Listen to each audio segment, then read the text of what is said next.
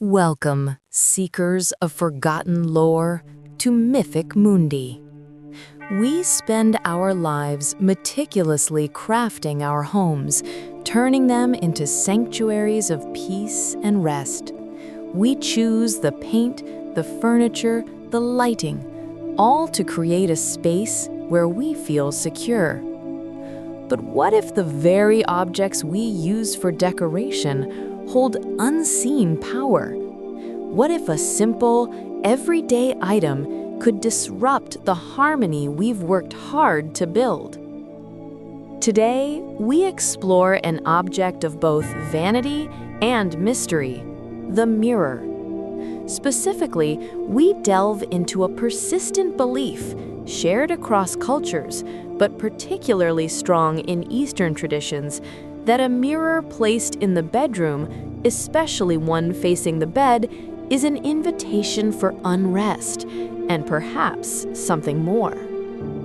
This isn't just about interior design, it's about energy, ancient psychology, and the profound relationship between our physical space and our inner world.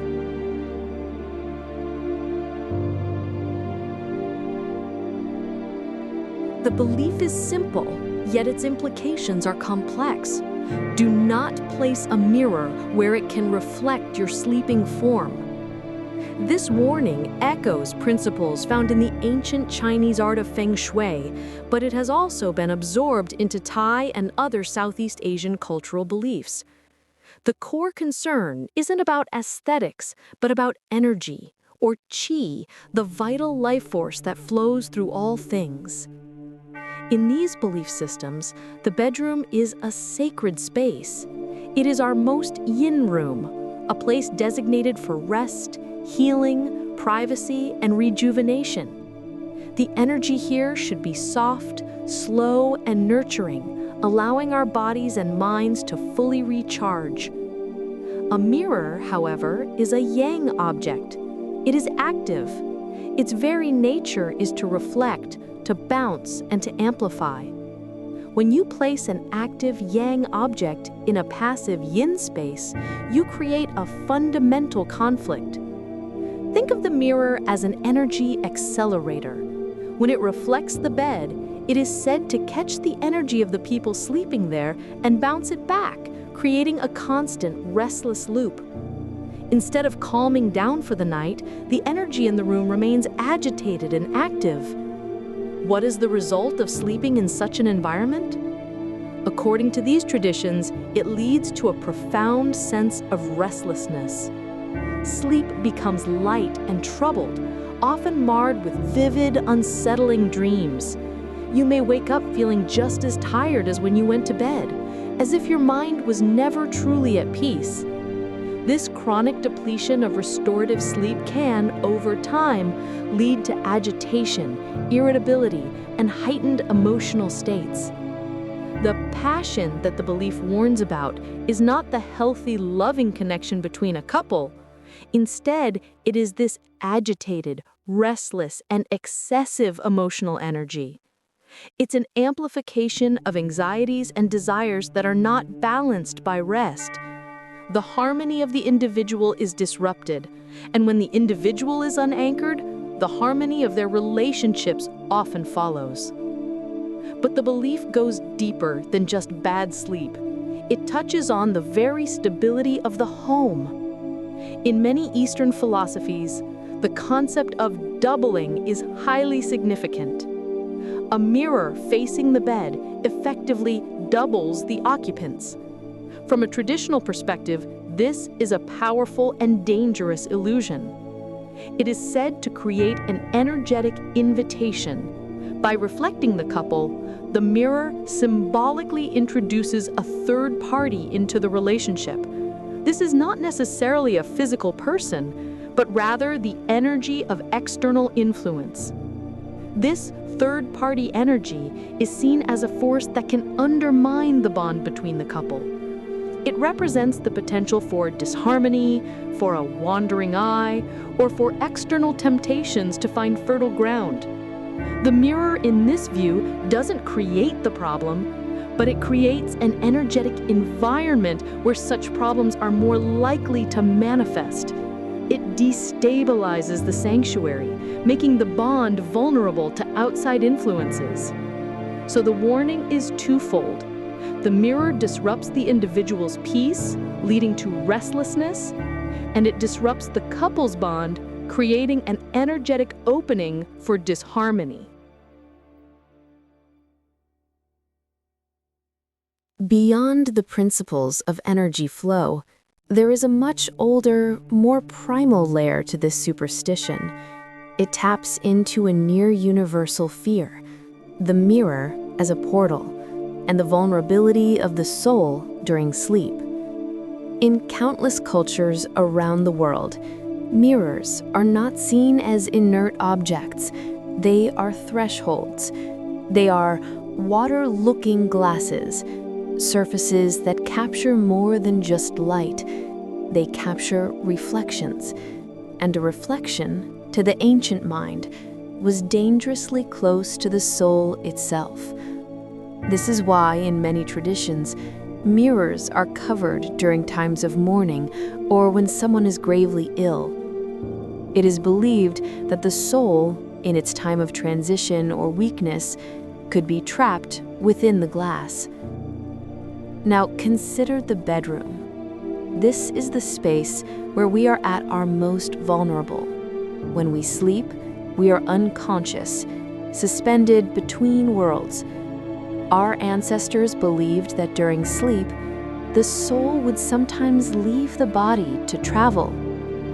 What happens if the soul, returning to the body in the dead of night, is suddenly confronted by its own image? The shock, it was feared, could be catastrophic. The soul might become disoriented, frightened, or even drawn into the mirror's world, unable to return. This fear is also profoundly psychological. Even today, how many of us have woken in the disorienting dark, catching a flicker of movement in a mirror, a shadow, a trick of the light, our own reflection moving a split second after our brain registers it? It's a deeply unsettling experience. This sudden confrontation with another presence in our most secure space is a primal trigger. The superstition, then, may also be a practical warning, born from generations of startled sleepers. It's a way to prevent that jolt of pure nocturnal terror that comes from seeing something move in the dark, even if that something is only ourselves. Furthermore, folklore is filled with legends of mirrors as communication devices or even prisons for spirits. The Bloody Mary ritual of the West is a children's game now, but it is born from a genuine, older fear that if you stare into a mirror in the dark, you might not be the only one looking back. To place a mirror facing the bed in this context is to hang a potential gateway in your room. It is to invite the unseen, the other, into your sanctuary. Whether you interpret this other as a spiritual entity, a hungry ghost from Thai lore, or simply the psychological projection of your own inner anxieties, the result is the same. The bedroom is no longer a place of peace. It becomes a place of watching and of being watched.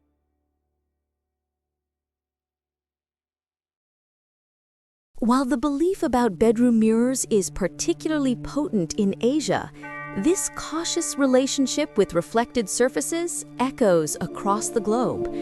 In ancient Greece, the story of Narcissus warns us that a reflection can be a trap, leading to self-obsession so profound that it disconnects us from the world and from human connection. The mirror, in this myth, is a tool of isolation.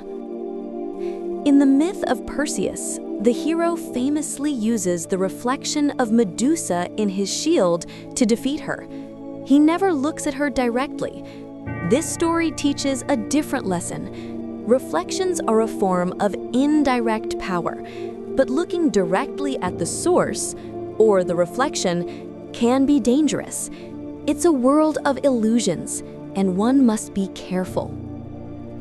Even in Western superstitions, breaking a mirror brings 7 years of bad luck. Why? Because, as the Romans believed, the mirror didn't just break. You broke the reflection of your soul, and it would take 7 years for the soul to become whole again. What we see is a global consensus, written in myth and folklore, that mirrors are not simple. They hold power. They relate to the soul, to illusion, and to our own identity. So how do we, in our modern world, interpret this ancient warning? We may not believe in chi, or portals, or soul trapping, but we do understand psychology. A mirror in the bedroom can be a source of subconscious stress. It can amplify feelings of self-consciousness and scrutiny at a time when we are supposed to be letting go of the day's masks. It keeps the analytic part of our brain active. From a modern interior design perspective, a mirror facing the bed can be jarring. It reflects light from windows or digital clocks, disrupting sleep patterns. It reflects movement, keeping the brain on a low level of alert. Modern designers often advise against large mirrors in the bedroom, not because of superstition, but for the sake of sleep hygiene. They too recommend creating a space that is calm, soft, and free of active or busy elements. In the end, it doesn't matter if you are a follower of Feng Shui, a student of folklore, or a pragmatic modernist. The wisdom remains the same. The bedroom is a sanctuary. Its purpose is peace, connection, and restoration. The ancient belief about the bedroom mirror is perhaps a beautifully poetic metaphor. It is a reminder to protect our peace, a reminder to keep our most intimate space free from external disturbances, from restless energy, and from the illusions that can distract us from what is truly real.